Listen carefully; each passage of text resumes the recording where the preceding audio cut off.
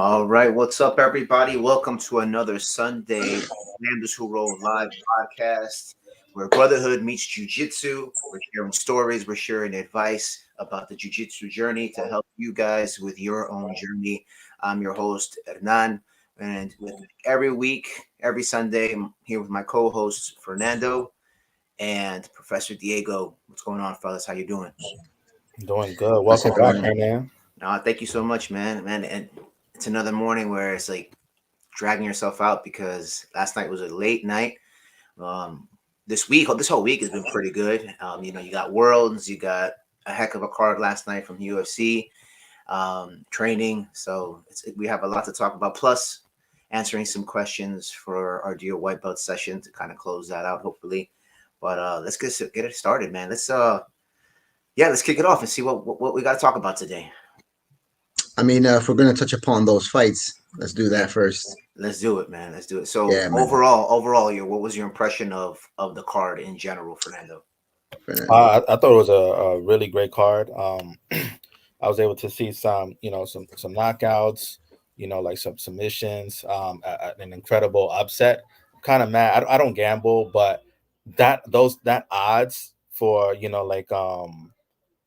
Juliana Pena versus Amanda Nunez. I mean that you probably would take that if you had some type of discretionary income. I would have tried to I would have taken that bet, even though I wasn't confident going in that Juliana Pena was going to win. I didn't think she was going to win, although I was rooting for her to win because I'm sick of the whole Amanda Nunez, that whole goat talk and stuff like that. So, Mm-hmm. but yeah, it was all around great card. I'm disappointed that Dustin Poirier didn't win, but how Yeah, can you get mad at Charles Oliveira? True. yeah, yeah. Those were awesome, man. I mean, those last two were really on point. Man, I thought Nunes was gonna take it. I thought she came out with those kicks, and I thought that's where she zoned in on like, oh man, I'm gonna take away that leg. Um, but yeah, man, she weathered the storm. Second round, I don't think she was expecting her to be, explosive or come out. And I think she caught her one time and that shocked her. And I think Yeah. that took over. And I think that once Pena saw that, she was like, oh Kept wait, going. man, there's a chance. And then, because I think first round she was a little bit nervous. She was a little bit like, man, she took away my leg. She started like frantically like kicking the legs, swinging the legs. And I understand like, you have to get back up, but you're fighting a champ, all the adrenaline. I'm sure that all that is Yeah. going through your head. And yeah, man, Poirier, man, I wish he would have. I thought he was doing a great job, but I knew, man, I was like, man, second round he did this the first. He said he did this before. I was like, second round he's gonna come and he's gonna like, he's gonna weather that storm. Man, he's gonna come guns blazing, and he did, man. And Jiu-Jitsu won it. Jiu-jitsu won both of them, man. It's crazy. Yeah, for Pena, for me, obviously I thought Amanda Nunes was going to win. I mean, like everybody else did, and I didn't think that Pena's striking looked really good. I mean, she punches from the outside rather than keeping her elbows in. I was talking about that with my wife. That she doesn't seem like she has a lot of power. She's still very very sloppy in that field, but they must have been effective. She just kind of went out there. I think it was really her heart and determination that she just pushed through. She caught her. She looked like she caught her with a couple Yeah, punches, and Amanda Nunes was like, "This girl yeah, can hit." yeah. And just kept on coming. And Nunes looked like she was completely out of it. She didn't look like the same Nunes as before. Her boxing or striking was completely off. Mm. Even her expression looks different. And she, for some reason, instead of backtracking and saying, okay, you know what, let me reset. I got caught. She just kept on going and tried to and made it a brawl. And I think that's where Pena wanted it. Right? Pena could take a shot. Pena could take a hit. Yo, And she I think got hit. Yeah, she got hit. I mean, in that second round, you saw her face starting getting swollen, and I kept on screaming, Pena, you take her down, Yep, because same here. I was like, why are you keep on striking with the high level striker? Take her down to the ground, surprise her, double leg. Your wrestling obviously is much stronger than hers, She because was even gassed. because in the round yeah, one exchange with the wrestling, Pena was much stronger, and she would have yeah. easily been able to take her down and potentially controlled her from the top position. but she just kept on going, and And eventually, but I God woke think us that up. helped. I Oh yeah, think that like weathering the, oh man, like I yeah, can yeah, bang, back and forth with the champ. yeah, She probably wasn't expecting it. yeah. I mean, I think that, and if you think about it, all that mental back and forth is what defeated that, right? She probably came Absolutely, in like, oh, I'm gonna knock her out first round, right? no need to happen. Or I'm gonna, she's already getting swollen. I have an advantage. Yeah. But yeah, man, second round Yeah, it came with that she rear came naked through. choke, and it wasn't even in. It would look like it was on the jawline, and he just kept on crushing it and tapped. And she looked surprised. I don't know if you noticed when she got up, the guy came to check her out, and she was like, "Is it over? Is it over?" And she was surprised. She didn't even know that she actually won. And congratulations to Yeah, Juliana Pena, man. I yeah, That's man. I also think too, with like Poirier and Amanda Nunez, I was thinking about this on my drive back last night, that it's mixed martial arts. Like I feel like like UFC in general, like MMA, like like you notice all the top champions have become so boxing centric.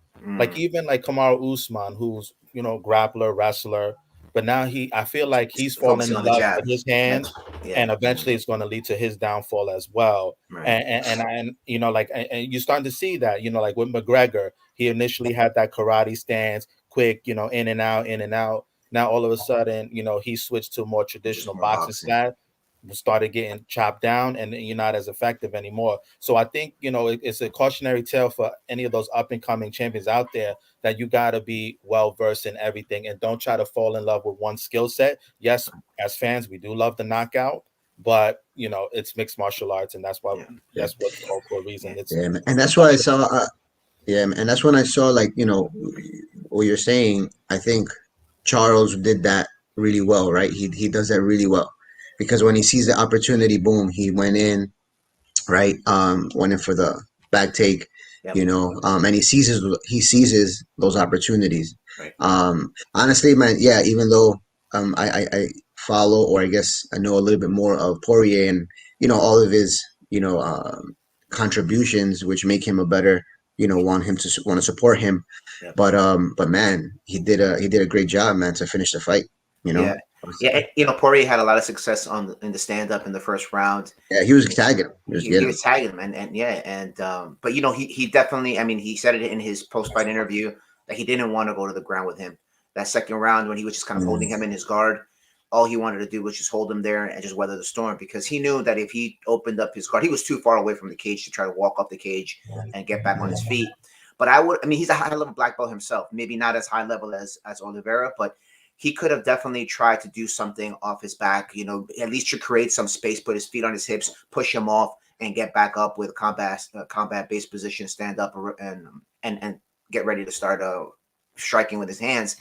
But he didn't do that. He just kind of held him down. He didn't threaten him at all, and I think that really cost him, because it's tiring when you have somebody on top and you're trying to weather punches with the guys waiting on top. Going into that third round, it's already even a mental thing too. I mean, and he just, I don't know, he just kind of had his back real quick, and it was the beginning of the end for him. But it's all good. Honestly, I like both of them. I like Charles Oliveira too. He's a Yeah, very humble, he's cool. champion. He's not one of those high flashy trash talking type of champions, and he's worked hard, man. He's been in the organization for a very long time. He's put in his time, and I'm glad that he's at the top and he's staying at the top. I love the fact that he's going to fight potentially Gaethje next. That's going to be a really, really good one. But Oliveira has to stick to the plan, you know, potentially weather some of the storms. I mean, Dustin knocked out Gaethje. Does Yep. Gaethje have the more power than Dustin? He weathered Dustin's storm, and then capitalized with what he was strong on, which was the jiu-jitsu. So who knows? Maybe we'll have a repeat, but we'll see if maybe Gaethje can Yeah, solve that riddle. it's weird. Like I think like with as far as like a Gaethje Oliveira, I think Oliveira needs to obviously worry about those leg kicks. But Yeah, I think whatchamacallit, I still see the same thing where I think Gage Oliveira will get to his back, will be able to submit him, yeah. because like Gaethje, while he's good and he's fun fighter to watch, he kind of lunges He gets in. wild. He gets He wild. might get caught in the guillotine. He's not gonna get out of that. Yeah, So he gets like wild. I mean, Yeah, they're gonna but build up the fight, but I still think yeah, it's going the same way. I think yeah. Oliver. Gaethje. I mean, Gaethje definitely has a lot of power in his punches, his kicks. But I think Oliveira, as far as a more technical striker, looks a lot cleaner. Absolutely. And if you looked at the fight with Dustin, and just to touch it upon your point before, he is a full mixed martial artist. He went for submissions. He was pushing against the fence. He threw knees when he saw openings, Yep. and he was striking. Elbows.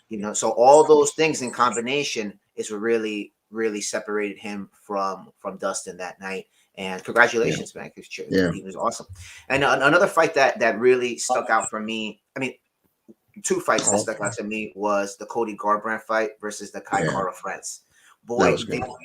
one thing that I realized is how huge Cody looked compared to Kai Kara. And I kind of was poking fun at Kai Kara because he looks so young, man. He looks like a little boy. And but man, he packed some power, boy. He knocked him out. It was crazy. And I really thought that Cody was gonna come in, make a statement, and he looked so much bigger, and he looked good. He didn't look depleted, and he was fast. But Kai Kara, man, he surprised. Where did he come down? Where did he come down from? 135. From 135 to That's 125. right. Oh, Yeah. okay, that's not bad. It's not bad, no. And he said they did it right. In the commentary, they said he's been working on it for like 7 months, and he even though at the weigh-ins he looked really depleted, Yeah. but the night of the match, he looked pretty good. But I was really surprised with Kai. I mean, I knew Carl France was good. His striking was good. He comes from a really strong kickboxing camp, but he really surprised me and finished Cody. So that was He's good. a part of that city kickboxing team, correct? Yeah. Okay. Yeah. I So mean, that was a good one. Cody, Yeah, I that don't know was good. what do we do with him, man. Like I think it might be over. I Yeah. don't know. Yeah, his stock is definitely going down, right? In the Yeah. I end, mean, what is this? 5 out of 6 he's lost? yeah, man. He has a really he's on a skid. Yeah. I mean, you have all these people coming up and like right. trying to take those spots, and if you can't keep up, I mean, it's an uphill battle, right? Because you're both running on the same path, but they're just more energetic. They're probably hungrier, just like Edgar and Chito, right? Like at the end of the day, it's just that hunger. Yeah. The age does make a huge difference, and the experience, even though the experience makes a difference, but also the what is it? All the shots they take, all the damage, also is a concern. And I think that's a big deciding factor is that Cody has been knocked out, and you don't, and regardless Yeah. of what people say, when you take shots the way he's taken knockouts, the brain is Yeah. affected. If you look at Cruz, for example, who's another older fighter from the older generation, if you want to compare it with the new guys, he's really never been knocked out. I mean, he got hurt in that fight with Munoz, but he recovered really well. The ref gave him a chance to fight, continue the fight, got back up and put on a clinic with his striking. So there's a huge difference between the two. Even both of them, you could say, oh, they're from the older generation. Cruz has never really been hurt, never really gotten damaged like that. Cody has. You can't really bounce back from that, regardless of how much you train. It's tough, man. It's like that glass jaw, turns on and you can't turn it off. I also would like to see more wrestling from Cody Garbrandt. If I'm not mistaken, I believe he has a wrestling background. Yeah. But he's another one that fell in love with the hands. So. He fell in love with the hands because he's trusting his power, and he's a powerful dude, no doubt. But I don't think at this point everybody has hands, right? Yeah. The other When one you're going against, when you're going back and forth with striking, I mean, it's only a matter of time. The same thing. Like I think you were I didn't see the fight. I think you were commenting, Fernando, on Ryan Hall. He was, or somebody was commenting on that. Like he was trying to go for a specific technique or submission. Like, was it? Yeah, I didn't see that. But so you have to think about it, right? You're not in a jiu-jitsu match, and I'm not saying that he did a great job or not. Like I didn't see the fight, and I think he won, if I'm not mistaken. He won by But decision. At the end of the day, like, is that the right strategy, right? For like someone coming in and just trying to do wrestling, but you're getting punched in the face. You're doing jiu-jitsu, but you're getting punched, elbowed in the face. Like you said, Fernando, man, there has to be that mix, and the timing too of when to go in and out of different arts. Yeah. Yeah. I saw a little bit of Hall's fight. He was just like was like a He jiu-jitsu goes, match. yeah, for him. I mean, but the other guy was striking. He was hitting him, and the first round he won. The other guy won. Um, but he weathered that storm. Was going for the legs again. He was transitioning from trying to peel the knee open to go for his heel hooks. Hit some triangle transitions. Got in some really weird spots. It was really weird some of the spots that he got in. At the end of the day, he squeezed it out for the decision. But yeah, he's obviously depending on his strength, which is submissions, potentially, specifically with the legs, and you leave yourself open for some things. But I'm sure he knows that, and he's maybe working around it. But you're still running the risk of taking that much damage to work on your game, on your specific game plan, and that's something that you got to be mindful if you're looking to climb up That into bridge it. that, Yeah, I mean, because you're not gonna. That's not gonna happen when you're fighting the top 5 or the top 10. Yeah, Maybe with the right. lower ranks, okay, you can get away with it, but other guys not are gonna get lights out, man. not So against like a Max Holloway, no you know, way. like those guys. Yeah. There's no way. And then so the last one that I liked, I mean, the card was amazing. Was the Andre Munoz and the Eric Anders fight. Mhm. That the transition. I don't know too much about Munoz, but I do now with that sick. I know he broke Jacare's arm, but I really didn't pay attention. I just paid attention to Jacare's arm got broken. Never really paid attention to this dude and his transition from the back.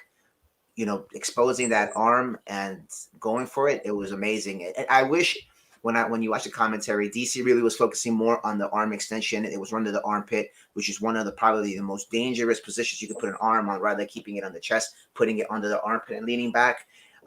He had that, kind of like an upside down position with the belly down. That for me, I mean, a belly down armbar is way more dangerous than one on off your back, a traditional armbar.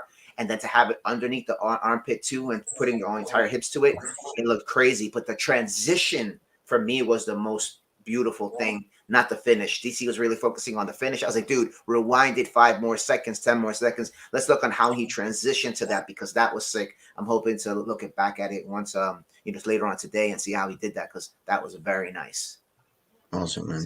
He won by armbar, or Yeah, and a sick armbar, and you got to watch it. nice. I'll try to find it and show That's it. cool, man. I like it when jiu-jitsu wins, only Oh, because yeah, for it's sure.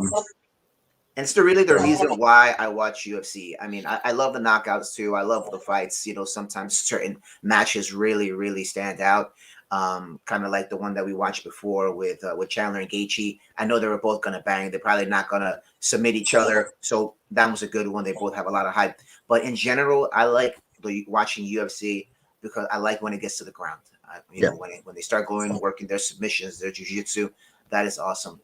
Especially as jiu-jitsu practitioners ourselves. That's personally, I prefer to see that. So, the other thing that's going on this weekend, and maybe we could touch upon it, is Worlds. Worlds is going on this weekend. It's interesting because there's a lot. Some people have expressed that Worlds is changed, because some people cannot attend Worlds due to restrictions and whatever. So it's not like the elite fighting the elite, but there seems like there's a lot of good people there. That's going on this weekend. It's I think it started Wednesday night, or Thursday. Actually, I think Thursday started. But yeah, anything you guys want to talk about with Worlds? Anything that stood out? I know for me, I haven't watched. Yeah, I haven't watched. Yeah, I much. didn't watch. I just saw highlights on like Yeah, I think it was an IBJJF on Instagram. yeah. So I I probably got to, should have watched to do my homework, but yeah. so I got to watch a little bit while we were in class on Thursday. While I was waiting for the guys to come for class. Excuse me, on Friday. I was watching Worlds. So the one match that really stuck out for me was the Ruotolo brothers. They fought each other in the finals. Obviously, they went all the way through their division, met each other in the finals, and I was very surprised that they decided to fight for gold, that was cool. which was much more respect for them, because they could have easily closed out the division and flipped a quarter or played a rock paper scissors or something like that and decided who won. But no, they actually decided to fight, and Cade really was doing extremely well. I mean, he was moving much faster, changing position, transitioning very well, threatening some submissions, and he was up on the scoreboard up until like 2 minutes left, and then Ty got him in an armbar. I didn't even see it. It looked like he had his leg, but at the end of the day, when I saw the picture, it was the armbar. And yeah, they closed it out, and Ty took gold. I don't think they, obviously they're brothers, so they probably not. They fight each other all the time, and but it was cool to see that happening. I was thinking, I was hoping that Galvao would have promoted them on the podium to black belt, Mm. because I don't Yeah, think they're anybody ready. would have. Yeah, they're ready. I don't think anybody would have said no. Right? You know, these guys are going to ADCC. You know, they've been beating black belts for like forever. You know, might as well strap that on them and call it a day. So all of us black belts don't feel that bad getting smashed Mm, by these kids. So yeah, but yeah, that's one. And then the other one I think that we talked about in our chat in our chat was Gabby Garcia, kind of sort of, yeah. That one is you know. that one So was bad. so apparently she's retired. I don't know if you guys saw. She took off her belt, put it on the mat. She's retiring. I think 9-time world champ. And yeah, I don't, she's obviously not the same. She's not the same level competitor. She watches, Uh, by the way. Just yeah, yeah, she's not the same level competitor as that she was before. I mean, I think the pact has reached her level, and whatever she was using, strength and size to overcome her opponents, is no longer a factor. Now you have so many girls who come up who are high level. I mean, skilled. They're fighting, they're training and fighting in the gym every day with men probably Gabby size, and they're doing well depending on technical capabilities to defeat them in the gym. It's probably going to be easy to come in and beat somebody like Gabby now, who does have the size and strength, yes, but it doesn't seem like the she's really, technique. like, the technique is Right. not as crisp. I don't know. I mean, I don't. I'm not taking anything away from Gabby. Obviously, she's 9-time world champ. She's a legend, But when I've seen her in the gi, she doesn't seem like a very high technical jiu-jitsu practitioner. That's just me. I mean, that's just me watching. I don't know. So, Yeah. but that's the story of the week with Worlds, and then we'll see what happens today. Today's the finals, and we'll see some good Nice. matches. But yeah, so let's move on to our main segment, Dear White Yeah. Belts. We're trying to continue from last week. I watched last week's episode, and it was really, really good. Fernando had some really great questions. Diego had some amazing responses. So we want to continue that same conversation, because there were a lot of questions that I believe were not asked. And so we're going to give the floor to Fernando. He's going to take lead and just pick both of our brains. So Fernando, take it away, man.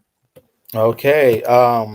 Yeah. So I actually, so this is one question that I thought of in light of what's going on around the jiu-jitsu world with like cyborg and things like that, and I guess it would be like one from like I guess a female white belt perspective. Like, what would be like a gym's protocol on like potential sexual harassment and things like that. Like what could we as a gym do to like prevent that, and things like that. Like, is there like, do we have like an open forum, like I don't know, I wouldn't say whistleblower hotline, but like what things that can we do to make sure that um our sisters in jiu-jitsu can come to an environment where they feel safe and comfortable, Yeah. and things like that. What can we do as a community?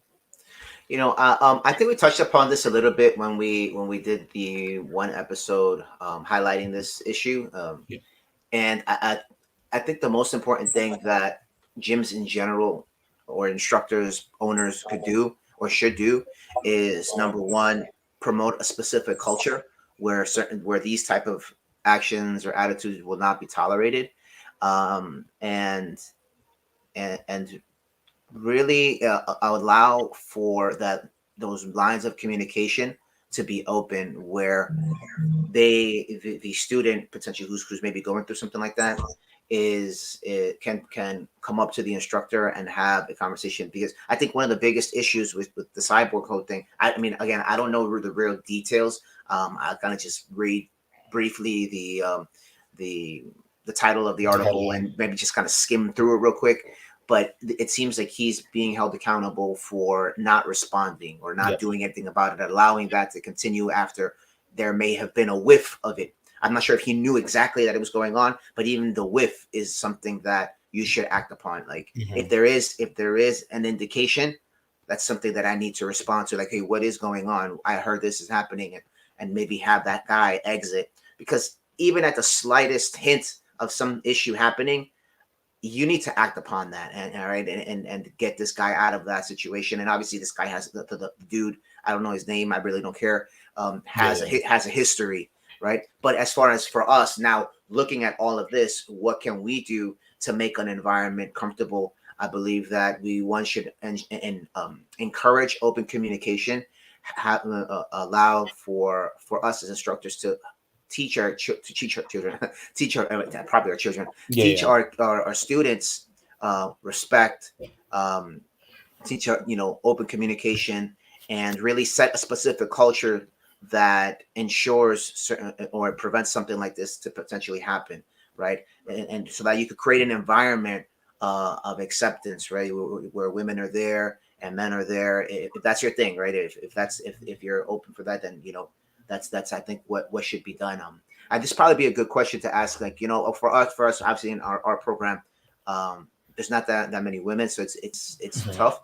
But maybe we could ask another instructor who has a very very balanced population between males and females, to see what kind of things they do. This is a pretty interesting question. But for me, I think what comes to mind is really that, keeping those lines of communication. Because I think if that would have been enforced, maybe this would have potentially happened. At the same time, as an instructor, I have to do my due diligence to be vigilant and listen to those little whispers or whatever that may potentially be happen, and really take those things seriously, not just kind of brush them off, right? It's kind of like your kid, when your kid comes crying and saying, hey, this person just hit me. You're not going to be like, oh, whatever. You're not going to dismiss it. You're going to pay attention to it. Okay, what happened? You'll take that and then investigate and see what's going on, because you don't know. It might be a real issue. It might not be an issue, but you still have to pay attention and take each situation seriously. So I think that's probably the best thing that you can do, So.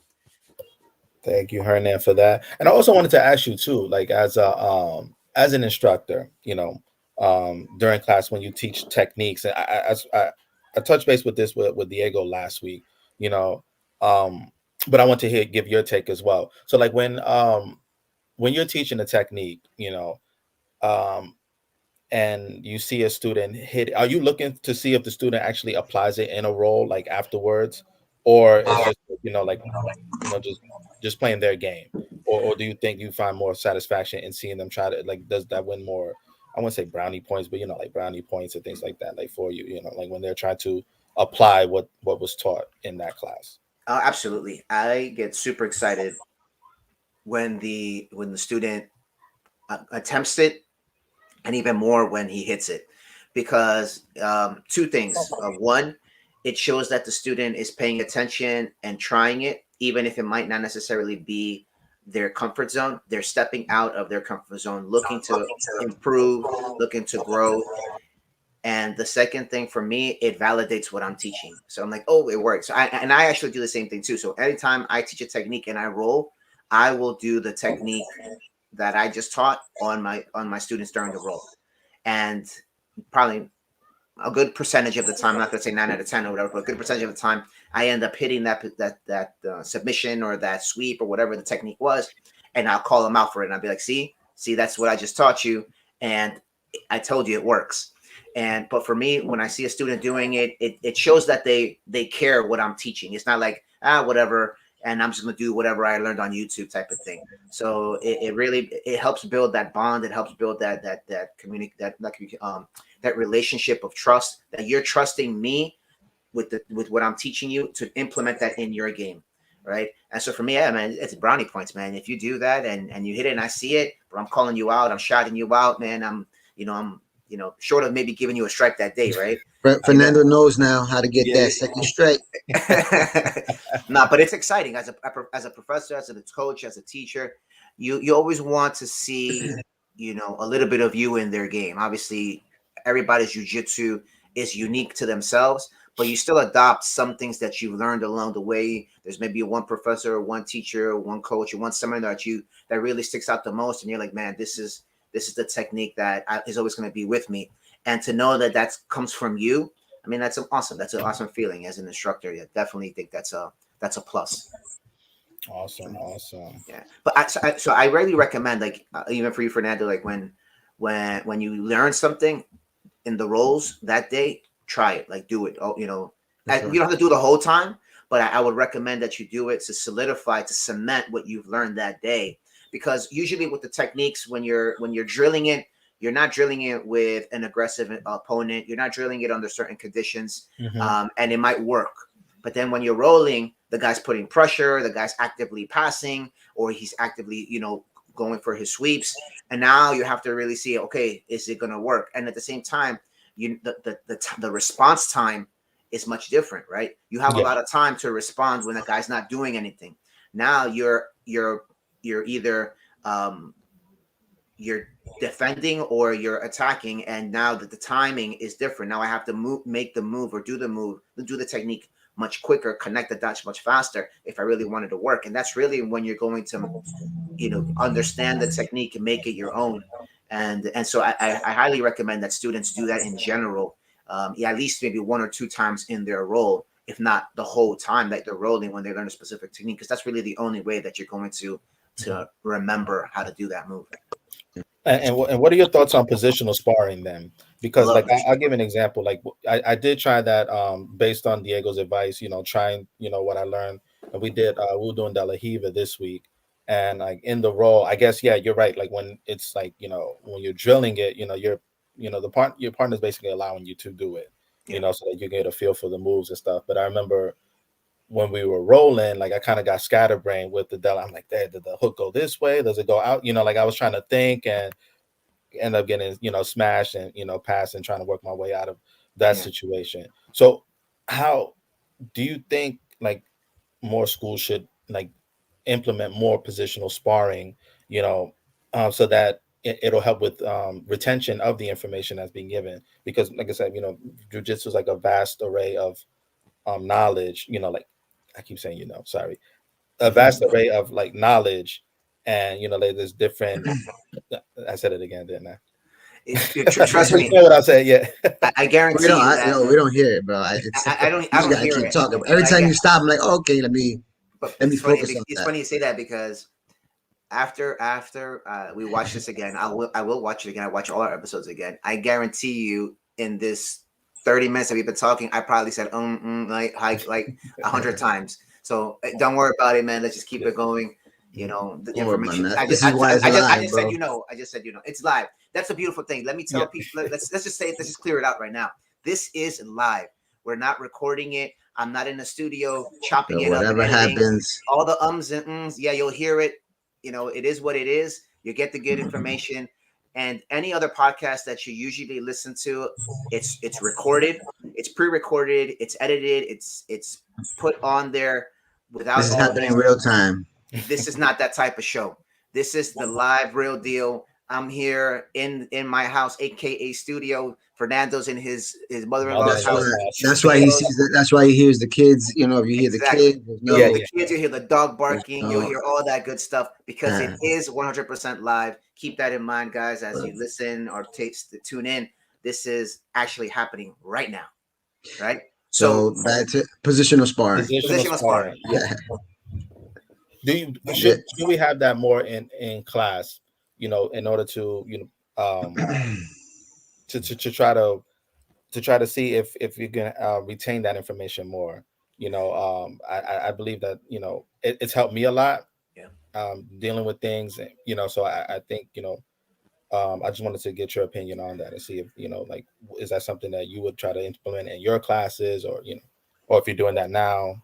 So I don't implement positional sparring as much as I should, but I do love it. Honestly, I in my journey, jiu-jitsu, especially at Capital, we position spar a lot. Mhm. Sometimes I kind of get a bit upset because I just want to roll.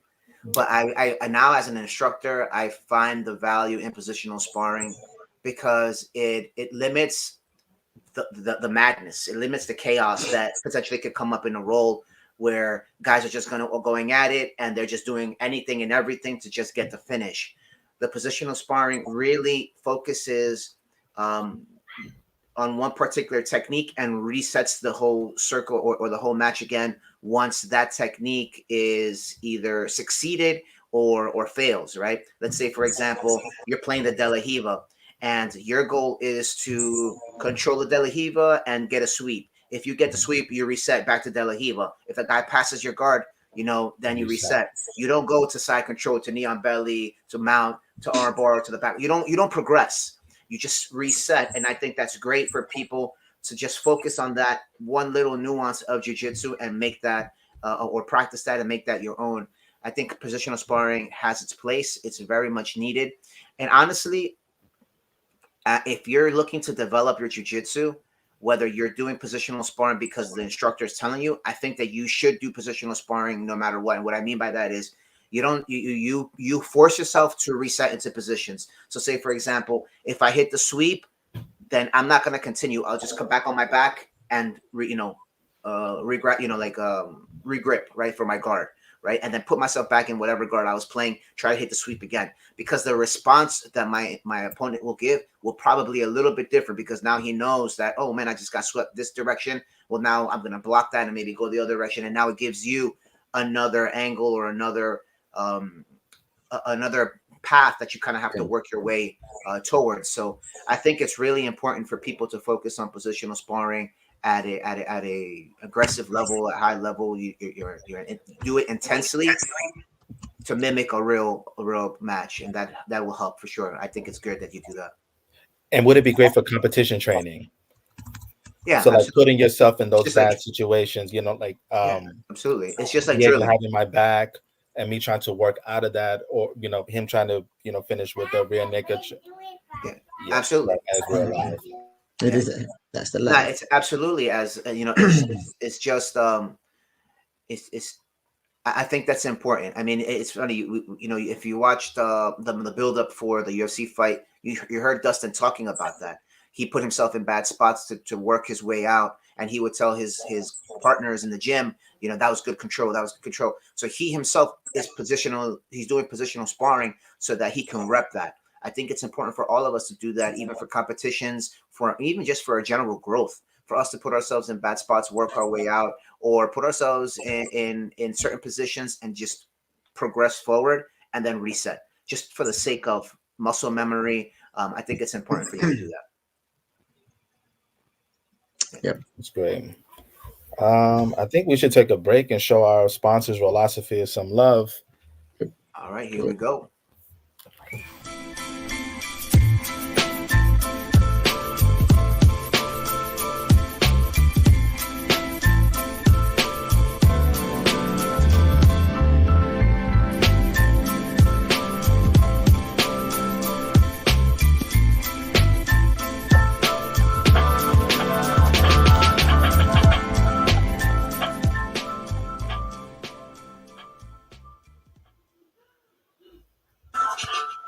I have like a great idea for a rash guard, Diego, that we can talk on the side, especially going off the whole like UL Lambda thing. So we could definitely talk about that on the side. Sure. All right, let's throw them out. Let's throw the questions out. Who got the next one? Go ahead, Diego. You have anything? No, man. This is on you. You got to ask. So competition. So I'm trying. I want to do the Fuji one in February. Yeah. Do you think? I know there's one in January. Like a Grappling Industries, one in January here in Maryland. I've never competed before. I've seen a lot of bros, especially in our WhatsApp group. I feel like I'm the only one that hasn't competed, to be honest with you. Shout out to Andrew. I mean, he won double gold yesterday.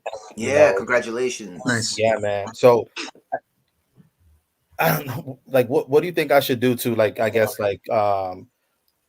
get that out of the way? Should I just sign up? Just sign up. Just sign up, bro. Just sign up. Yeah, man. I mean, you're always. No, man. You're never gonna be. If that's the mindset, you'll never be ready. Like. It doesn't matter. It doesn't matter if you train 100, 100 classes, you go to 8-week camp. You know what I'm saying? If that mental, you're not gonna delete that before competition, and then if you do so because you feel confident, once you get to competition, is it all going to come back, Yeah. right? Your adrenaline is going to come back, your nerves are going to come back, butterflies are going to come back, all that. So at the end of the day, right now, it's just a matter of signing up, and then when the day, around that time comes, you have to make sure that nothing else comes, no other. The plan has to be there, right? Because I'm gonna sign up a few weeks early. I'm gonna train, but now I have to make sure that my arrangements for that weekend or for that time, it makes sense with the competition, Yeah, right? so Because don't because we sign. can So don't easily, sign.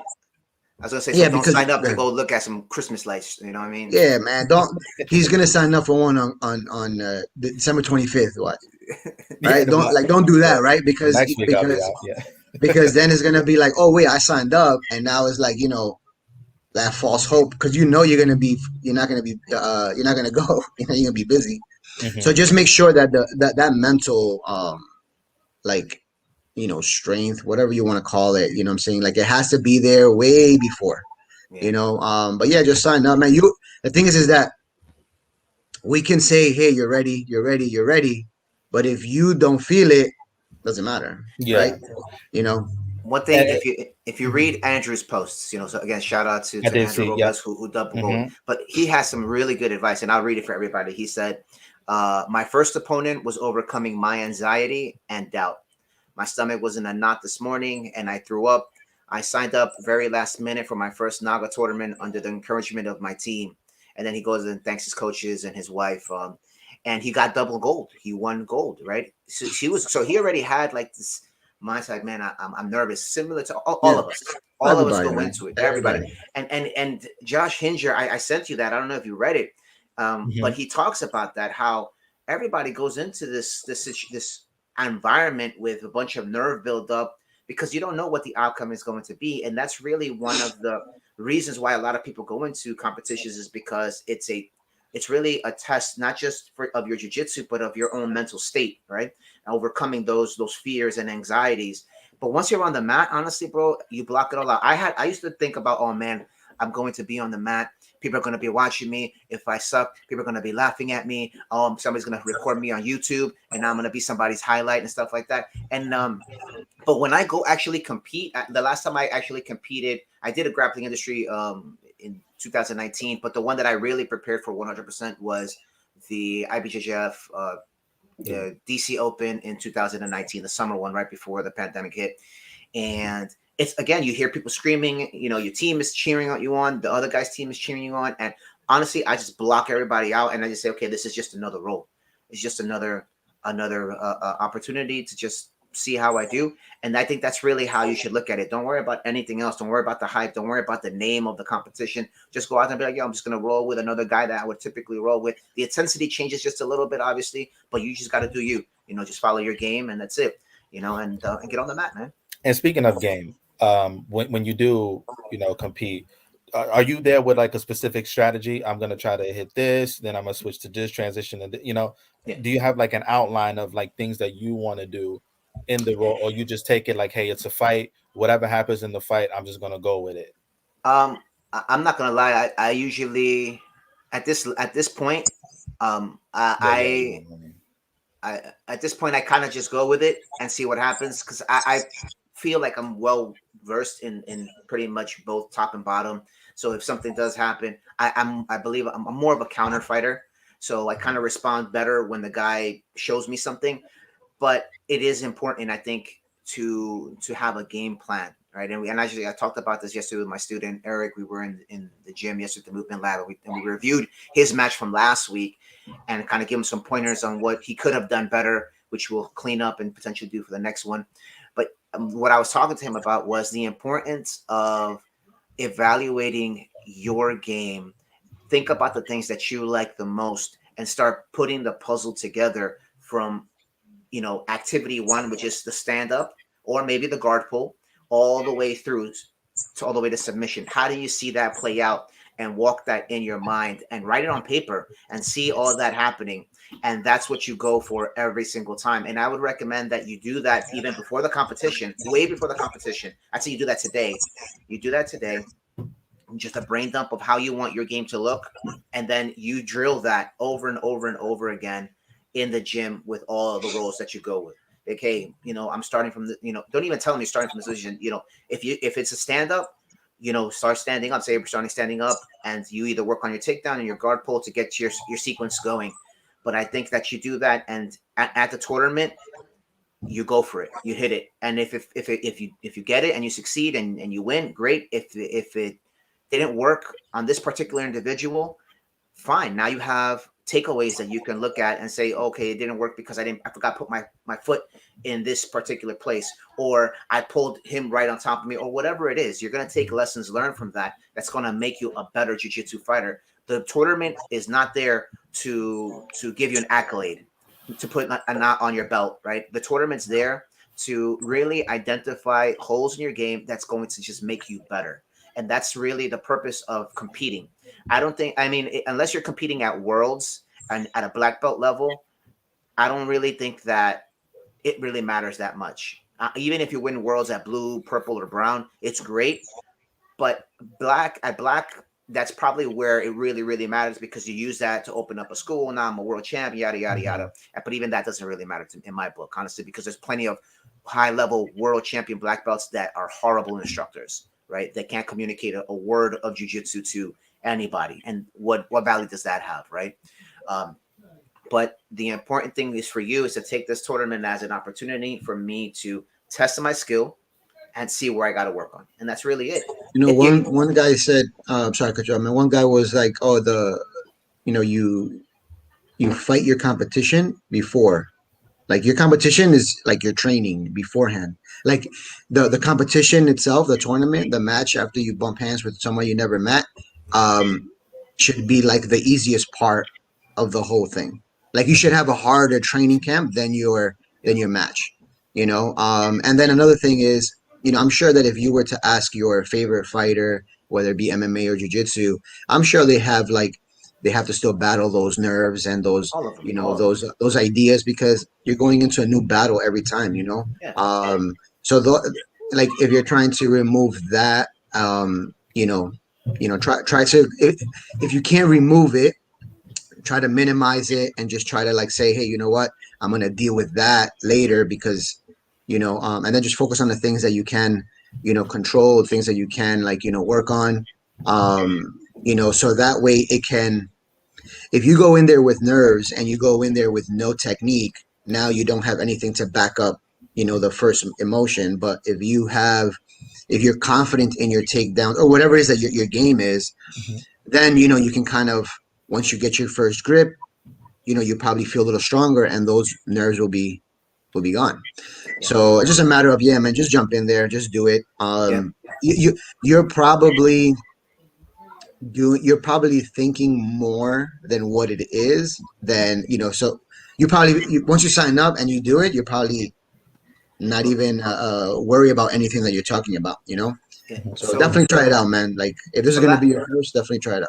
I agree 100%. Two things. So last week I went to go coach one of my students. It was his first time competing. It was two of my students. His first time competing for Eric, right? And he didn't know what to expect. I mean, he signed up. I didn't even know he signed up. It was like the last minute. He said, hey, yeah, I'm going to do it. So I showed up, went to coach him. He was nervous, right? Obviously, like anybody else, he didn't know what to expect. He didn't know. He's been training jiu-jitsu for 5 months. He doesn't know enough jiu-jitsu to say, I got a game plan, because he's still learning, right? But I told him, look, just do what makes you feel comfortable and just see where it goes. Right now, today is not the day to win a gold medal. Today is the day to find out what we need to work on. That's it. And he went in there. He did his thing. He ended up losing by submission. He lost an armbar, but it was okay because he did a lot of good things. He did a lot of things right, which I patted him on the back for.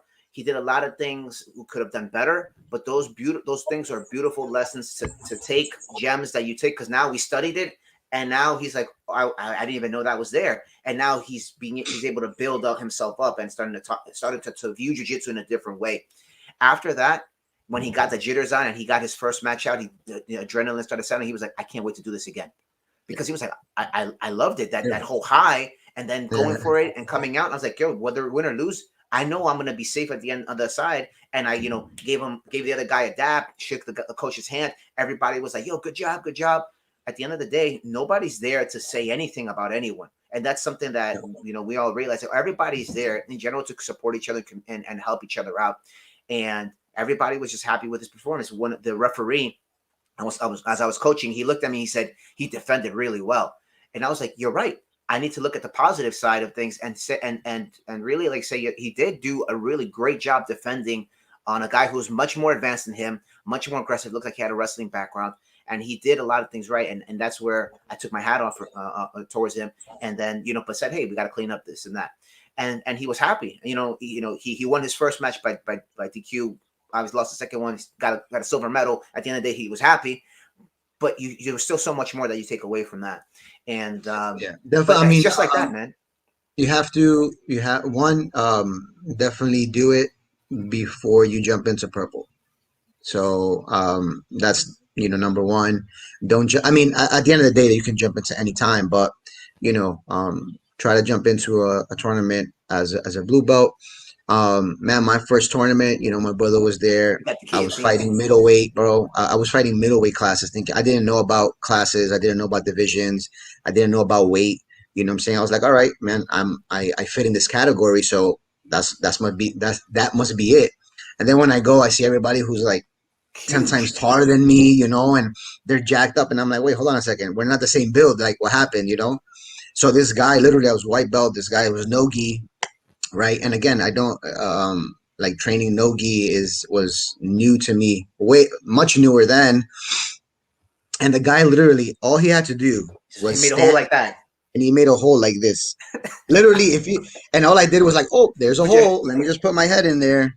And I literally just, bro. if you look That's at it, it's like those bulls that put the what is it, the red The what is Matador. it? So right, so that's all he did, bro. It's literally, if you were to rewind, if we recorded it, that's probably what I did. He just said, hey, look, come inside here, put your head in there, and me, like an idiot, was like, all right. He was it's tall. um at least, man, like 5'9", 5'10", and he just guillotined me and he lifted me up, and then that's it. I was done. Like, I didn't know what to do.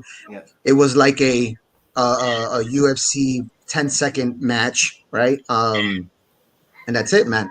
Yeah. But I never got guillotined again. Yeah. So at the end of the day, like, Lesson learned. I lost in 10 seconds, but I will never, and I never did that again. So I recognize the danger. I recognize the how to think about that, right? So so even though the mistake was great, it lasted me all the way through. You know what I'm saying?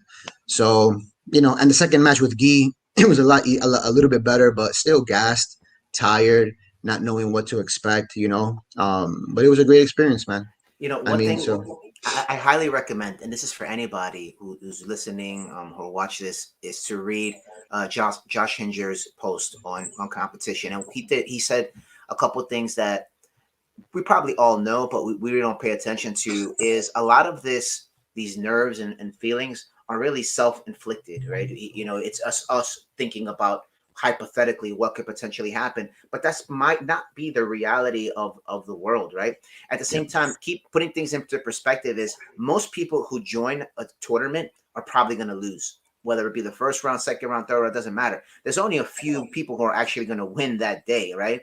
And it's very, very unlikely, unless you're like a Meow brother or like Keenan or some of these high level competitors that, oh, you see him in the bracket, up, you just might as well just give him the medal, whatever, because they win everything, something like that. But most likely, the change in the top spot of the podium is going to change from tournament to tournament. You could compete on Friday in February at the Fuji tournament, and I guarantee you 3, 4, 5 months later, you compete the same tournament, it's going to be somebody completely different, right? It's not going to be the same guy, right? Or you might face the same person maybe once in a blue moon or whatever. It all changes, man. It's honestly, at the end of the day, it's just us kind of like thinking about things. I get anxiety too when I thought about it. I signed up for the tournament last week. Nobody signed up in my division, And I was already, as soon as I hit the button, I was already like, oh man, what am I gonna do? I'm gonna pull guard. I'm gonna do this. I'm gonna do it. It's just our brain kind of working So against let us. me, yeah, I'm gonna ask you what is it? Two things. One, when you go and you train, do you seek out like uh, what is it like the higher belts, and try to roll with them? And then two, what is it the fear of like, hey, I don't know what to do, or is it a fear of like, oh man, I don't know what to expect? Yeah. I'd say is the fear of, I don't want to say not knowing what to do, but not knowing what to expect. Also, I have a big, like, and anybody could tell you, I'm a huge sore loser. I do not like to lose, and that's the thing. Like I did a karate tournament when I was a little kid. I lost via DQ, and that kind of like Mhm. scarred me for life. Where I was like, I just want to do this ever Yeah, again. And I definitely. have But never done it let ever me again. ask you this, Fernando. Did you ever lose a basketball match? No, You never lost a basketball match one on one, and no. in a team. You never lost in as a Oh, team. Oh oh, yeah, oh, and a team, yeah. But one There's on a one, difference. no, because it's me and that person, and my mentality was, you're You not gonna never. beat oh, me. snap! He's Oh, he's snap! he's never played against Diego. Oh, Oh, nah, man, I bro. mean, Listen, but Diego I mean, from in basketball, I mean, like that's my love, that's my first passion, But my and that point was, is, Mr. Hustle. but you've Yo, yeah. never you've never experienced like loss, whether it's a team or individually. I mean, a loss In is basketball, loss. yeah, but exactly. so let me. So the thing is that in a team, you get to blame someone else. No, it's not even No, no, a no, no. blame Actually, no, game. no. Hold on a second. Hold on. But the thing is Yeah. that it's there, and I'm gonna tell you why. Mhm, Because we have someone, right, mhm, who is a huge sore loser, and he'll say it. He's like, "Look, I hate losing." Right, and the reason why I say this is because he said he's a basketball like fiend, like that's his main sport. mhm. I don't even know how I got him into jujitsu, right? Because basketball and jujitsu completely opposite, right? Yeah. But what he said was, um, in a team, he's very competitive. So he's like in a team, I know that I'm doing my job, but if no one else picks up the slack, then I know that I can blame other people. But in for jujitsu, if I make a mistake, who am I gonna blame? So that helped him. Like, yo, this is why he began to like. So now he's it's a little bit dangerous because now his championship mentality, along with him holding himself accountable and knowing that he's the only one accountable, it's he's only going to go up. You get what I'm saying? Because now he's strengthening both things. In basketball, you can't get that. You can't get that like accountability of like, oh man, I'm doing something wrong. It's me because like, yo, I'm the point guard. I make all the shots. I got 22 assists. Man, you guys are not doing any right. But in jujitsu, you get armbarred. You made a mistake. You got swept. You made a mistake. There's no one else. You can't say, hey, coach, this is you taught me wrong, or hey, so at the end of the day, like I feel that even though the that mentality is there, you know what I'm saying, like, oh, maybe you guys can talk and like and or maybe spar each other and see one of you guys have to lose. Yeah, So yeah. that'll be a But you fun gotta. match. All the greatest competitors have lost. Probably lost more than they've won. But the perseverance, the learning, that's what adds to their success, right? I mean, you Mhm. look at Jordan's famous quote, right? About missing 1,000 shots, right? Whatever it is. There's so many lessons that we could take from some of these greats that they've lost. Even if you look at, I like to refer to Keenan because he came from an environment where he was losing, and then he went to a camp in Maryland and changed it up, changed his strategy, kind of got with a team that really pushed him to a different pace, and then he started winning everything, right? And then he moved on, obviously, but he's still a high level competitor, still winning at the highest level. But the point is that he lost more than he won. JT Torres will tell you the same thing. I've lost a lot, and that's the reason why I win, right? And I think that that's going to be the case, right? I Didn't Keenan honestly, lose? Yeah, didn't Keenan lose all the way up to like all the way to brown Yeah, I purple, think or so. all the something? way, Yeah. all the way to Mhm. Purple purple, belt? all the Yeah, way to man. purple. At the And it end of was the like day, his man, look, second year man, of this purple. is not, look, yeah, like you said, man, competitions, honestly, like when it comes to jujitsu, they're not for, to see like, you know, who's, obviously there's ranks and categories. I get that, right? But at the end of the day, there's so much more to it, right? So for example, Poirier and Oliveira. Like, can we say that Poirier sucks? Can we say that, oh, he did a bad job? Can we say that? No, man. At the end of the day, Right. but tomorrow he's still a great individual. He's still a great fighter. Tomorrow he probably gained from yesterday. He probably gained a new skill, a new idea, a new thought that can help him. So at the end of the day, it's just a matter of, hey, man, that mental break, is really what. And you got our support, man. Oh I yeah, mean, at the end 100%. of the day, like, you have our support. One thing that I would say, that maybe encouraging other teammates to join you, because that I think is big. I think that is huge when you get to go in a group, you get to go with your team, you get to train with your team. Now you're both, even if it's one or two individuals, you're both helping each other back and forth. I'm telling you, man, like, all those are gonna be all those nerves are going to be addressed in the camp. They're not going to go away, but they'll be addressed. And then you'll build a confidence to kind of like extinguish some of them. And then when you get to the competition, then your team, the support of your team is going to help you kind of get on the mat. Then you slap hands, you bump. Now you think about your plan, your game. Now you're in control. Again, you start little by little inching towards that, like, that goal, but the nerves will never ever go away, man. I mean, they may pause for it in that moment because adrenaline and all that, but afterwards, like the this past tournament with my brother, right? Like, if he went in there nervous, he came back like, oh wait, that wasn't as bad, right? And that happens all the time, a cold pool, kind of dip in, and then when you jump in, it's like, oh, it's not as bad as I thought.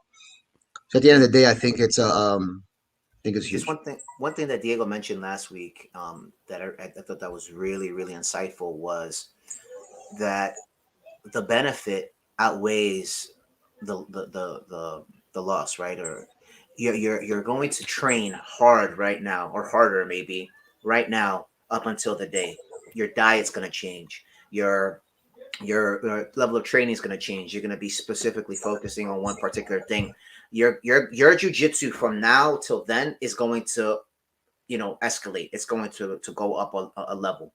At the competition, you test it out, boom, boom, boom. You test it, and good or bad, gold medal, no medal, doesn't matter. You come out of it already a better individual, right? And that's one thing when Diego said, I was like, yo, you're right.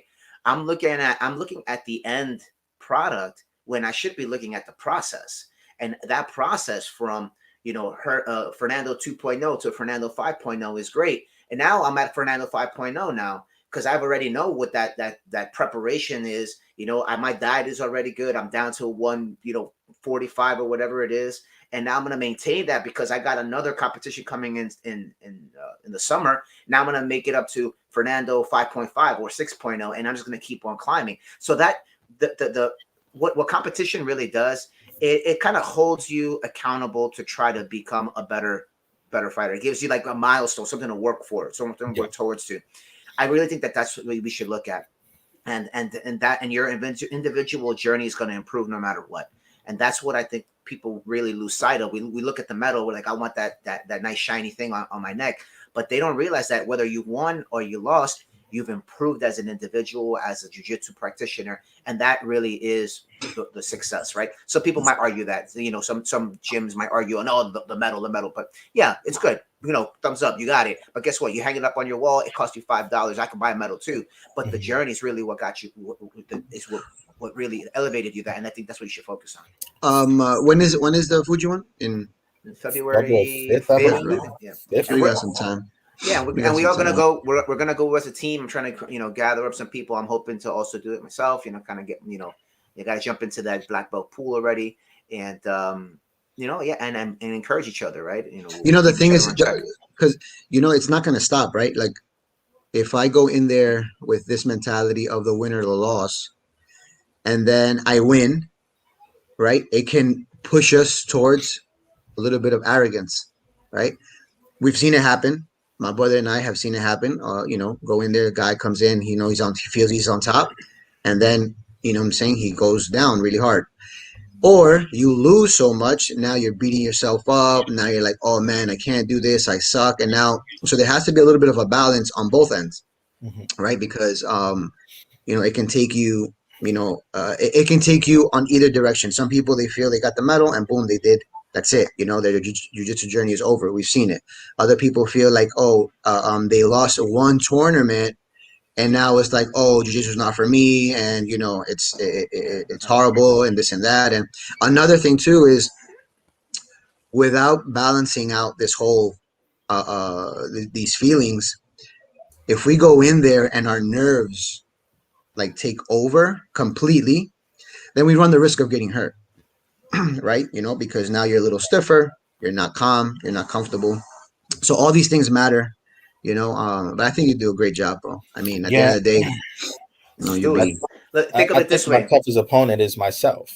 You Yeah, know, Yeah, yeah, yeah, getting absolutely, through. You know, just just think of it as absolutely, man. another day to well, one, to build up yourself. We're gonna train.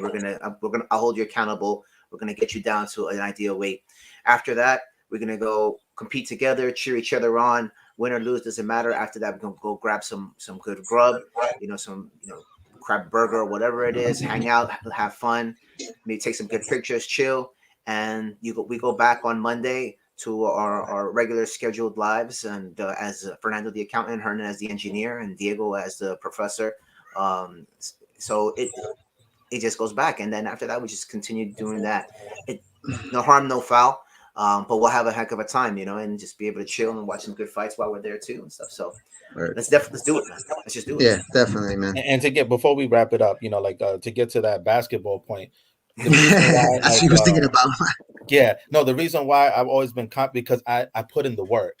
I Yeah, It's time to put in the there's work right one thing now. like by transfer growing that up. over. That's what I'm saying. Yeah, like growing up, like I grew up in a predominantly African American community, and like in order for me to I had to work my butt off just to even like get to that level. So I put in the work, so I'm confident in my game and my abilities because I Let's do know it.